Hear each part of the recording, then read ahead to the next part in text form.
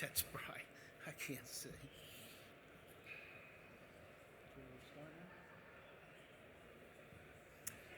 Good afternoon. Thank you for attending our presentation around our advancements in formatting of thermoplastic composites to improve the bias-ply ratios. I'm here with Jim Powers. Jim is our Business Development Director for Thermoplastics on a global basis. I'm Ashley GRAEBER. I head up our Sales and Business Development team in North America. Together, we're representing Webb Industries. Webb is a global leader in composites formatting for aerospace applications. We're best known for pioneering precision slit tape for automated fiber placement applications on the 787, 777X, and A350.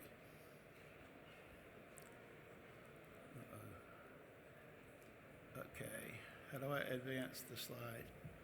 How do I advance the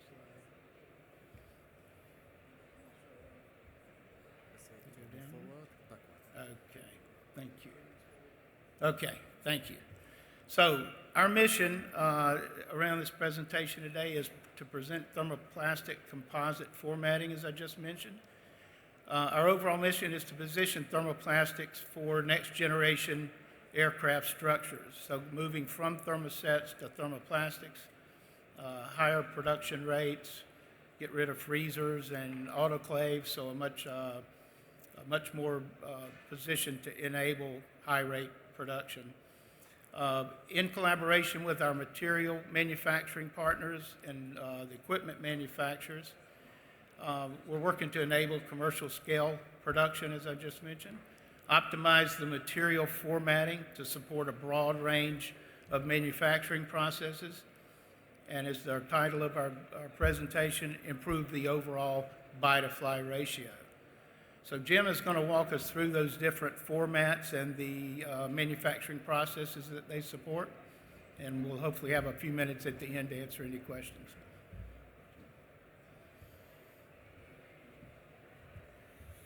Thank you, Ashley. I'd like to start off with a little bit of history on what we're doing on thermoplastic format development. With aerospace moving more and more towards thermoplastic materials, with our history in formatting thermoset products, we want to utilize that experience and move forward in a lot of the formatting understanding and processes and fabrication techniques used in thermoplastics. And from that, we want to be able to utilize the existing materials that are out there. The list is relatively short, but the materials are made by a few manufacturers, and they're really the high temperature materials that we focus on, the PEEK, the PEK and PPS, or some PEI that we may mess around with, but realistically, these are the materials that we're seeing being used in aerospace. They're approved, there are specifications written for them, and there's a lot of development work going on. What we want to be able to do is customize and look at the different slit tape formats that are being used. With thermoplastics, there's many fabrication technologies that can be used. There's more than one way to make a part.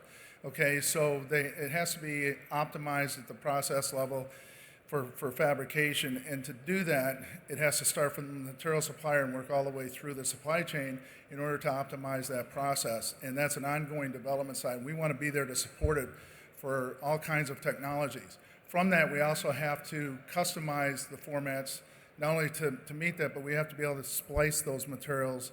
We have to be able to create very large format rolls, large material, because you're not using the freezers. It's environmentally friendly material, and it can stay on a machine overnight, and you don't have to worry about the thermoplastic material out time or anything like that for processing. And then going forward, we want to talk a little bit about our advanced processing and innovation, and it's a bias-ply format that we've developed, that we've introduced here at the show, and it's in our booth, so we can talk about that in a little bit. And then also going forward, we understand what's happening in the aerospace world for thermoplastics, because as associate member of TPRC, we get some good visibility to what's happening, especially here in Europe, where green technology is very important in thermoplastics and the advancements of high volume output and the reasons behind both the thermoplastics and recyclability. So let me start off with a little bit of history. We're the technology leader when it comes to formatting materials. We have a 50-year history with the company for formatting a whole bunch of materials. And what we took from that is we were able to develop a process for composite materials, starting with thermal sets. So we have a history of spec writing and development of processes on the thermoset side for large commercial aircraft, launch vehicles. There's some other small programs that we're working on, but that's been the driver. And over the last 20 years, we've learned a lot from that technology and the process. And so we're taking that and turning it into a thermoplastic process optimization. So lessons learned over the last 20 years has allowed us to look at all the different fabrication methods that are being potentially utilized for the advancement of what I'll call fast aircraft manufacturing, fast commercial, VTOL, anything that's going to be looking at high volume, monthly, big aircraft and along those lines for scale. We look at optimizing our processes, AFP, ATL. How do we format the materials for thermoplastics? What's the best way to go? Large, like I said, in thermosets, we're always looking at like 8 kg spool, maybe 10 kg spools, but for thermoplastics, we're not limited to the size of the spools because we're not worried about the out time of the material.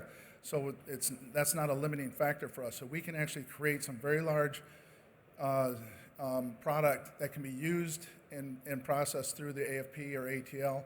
We also look at braiding is a technology that's coming out, and also additive manufacturing, which I call basically micro AFP because it gets down to very small slit widths of 1 millimeter. And then I mentioned the bias-ply a few minutes ago for use in continuous compression molding, and also some thermoforming. I'll touch base on that. And then we develop, in order to make all this work, the manufacturers create their master rolls and bring it in. In order to create these big spools that are used in the fabrication processes, we have to develop splicing technology that's fast, accurate, and meets all the requirements and specifications for the fabrication process. And then normally we talk about slit widths. We can actually go very wide, but for the technology we're talking about today, we're looking at 1 millimeter to 2 inches realistically for a lot of the thermoplastic fabrication processes that are out there or soon to be developed. So I'm gonna talk about the bias-ply real quick because that's kind of where the buy-to-fly ratio comes into play.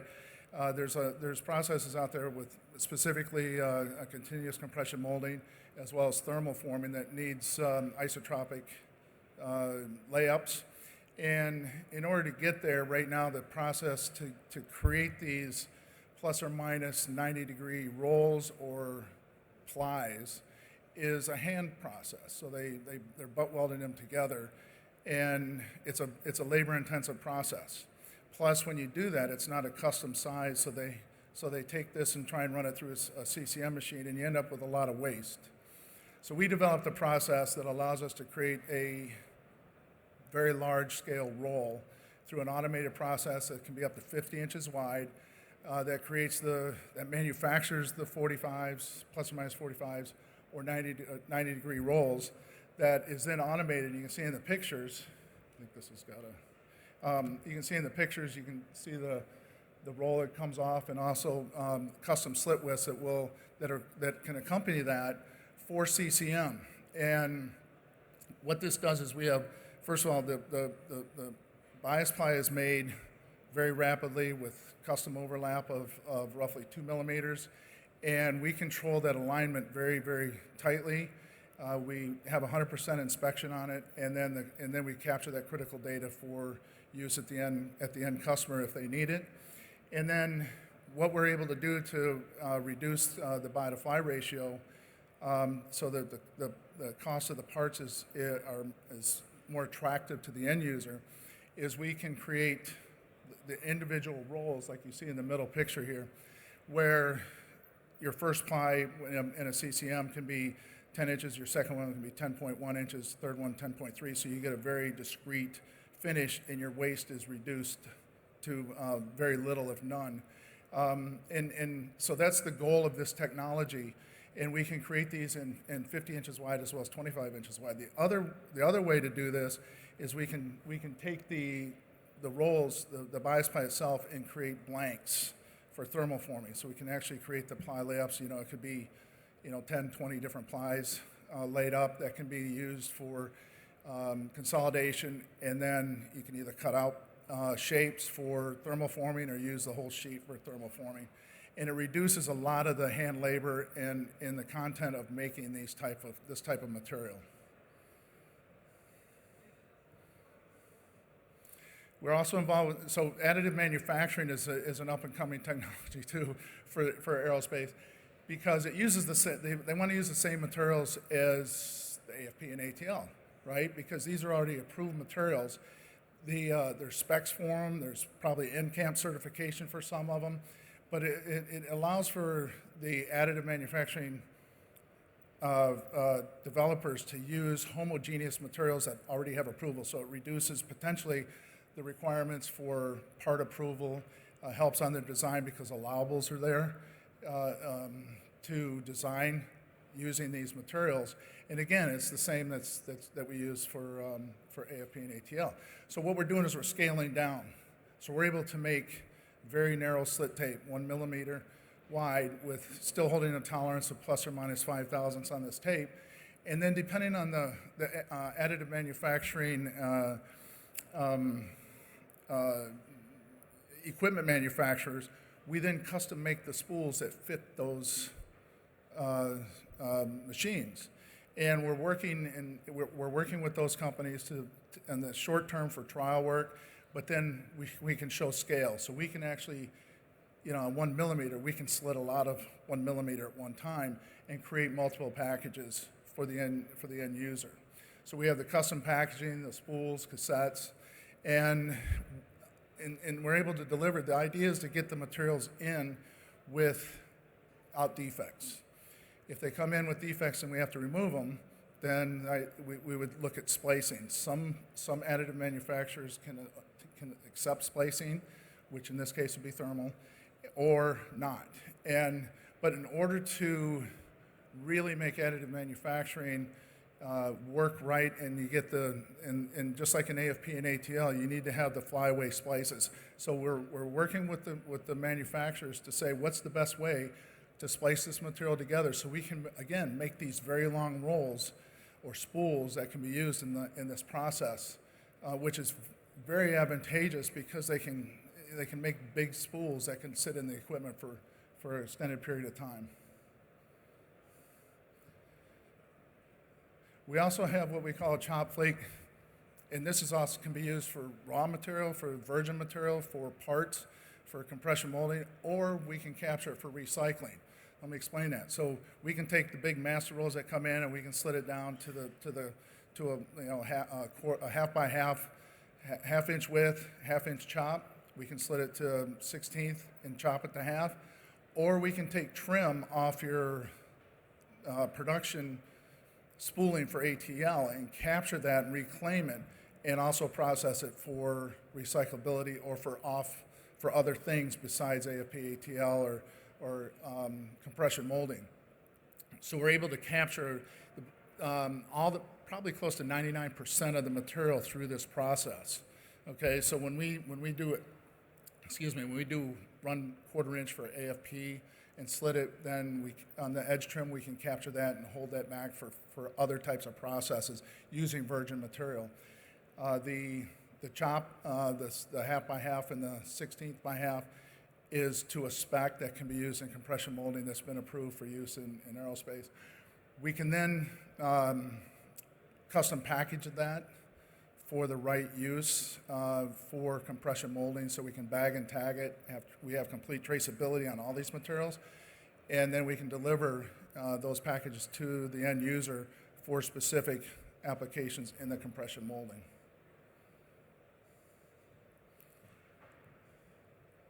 So in summary, this is pretty good because why are we doing this? Because the thermoplastic world is positioning themselves across the globe really that's the next generation of composite materials because of the high volume requirements, production, the welding capability of the material, the damage tolerance, chemical resistance, all the assets of this material, of the thermoplastic materials for next gen aircraft. It's a high build rate. It's, they're looking at some, we hear numbers like 60 a month of just one airplane.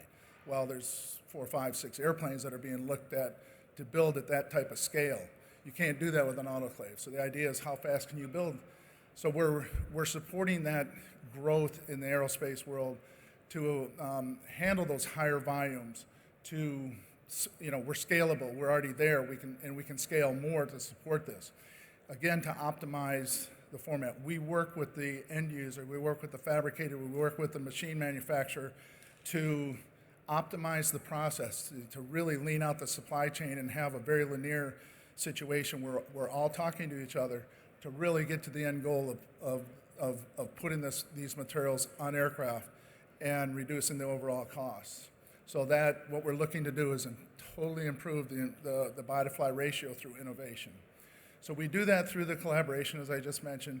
Next generation processes, we're continually looking to innovate. We have a broad range. So what we have now is not necessarily what we're going to have next month or next year. We're continually innovating our processes to support the innovation out there in the industry for next-gen processes. That includes longer spools, bias-ply, chop, any technology that's out there. We want to be able to support to put these materials into the system in order for thermoplastics to be successful long-term. So at this time, I guess if we have any questions, comments, we can address those. Thoughts?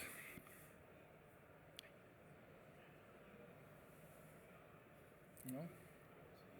Sorry? Sorry? Yeah, so if there's no questions, we're booth here in Hall 5 at G21. And we have all these examples in our booth, and we have our bias-ply, which is a 50-inch roll. It's the first of its kind that we'd be happy to talk to you and show you. Okay? Thank you.